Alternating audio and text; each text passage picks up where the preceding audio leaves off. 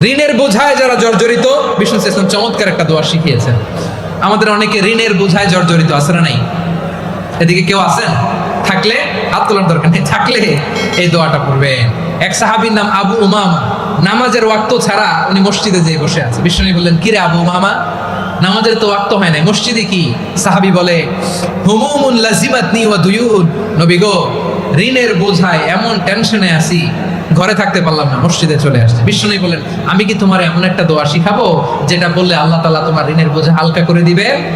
আবু উমামা বললেন, ইয়া রাসূলুল্লাহ, অবশ্যই শিখাবেন। বিষ্ণু বললেন, তাহলে তুমি পড়বা, আল্লাহুম্মা ইন্নী আউযু বিকা মিনাল হাম্মি ওয়াল হাযান ওয়া আউযু বিকা মিনাল জুবনি ওয়াল বুখল ওয়া আউযু বিকা মিন গালাবাতিদ দাইনি ওয়া কাহরির রিজাল। ও আল্লাহ, তোমার কাছ থেকে দুশ্চিন্তা থেকে পানাহ চাই, কৃপণতা, ভীরুতা, অলসতা, কার্পণ্যতা, এই সব কিছু থেকে, মানুষের কঠোরতা, আমার উপর মানুষের আধিপত্য এবং ঋণের বোঝা থেকে পানাহ চাই।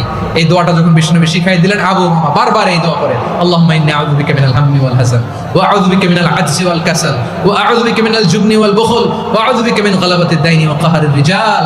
আবু উমামা বলে, এই দোয়া আমি পড়তে লাগলাম। কিছুদিন পরে দেখা গেল বিষ্ণু নবীর শেখানো এই দোয়ার বদৌলতে আল্লাহ তাআলা আমার সব ঋণ পরিশোধের ব্যবস্থা করে দিয়েছেন।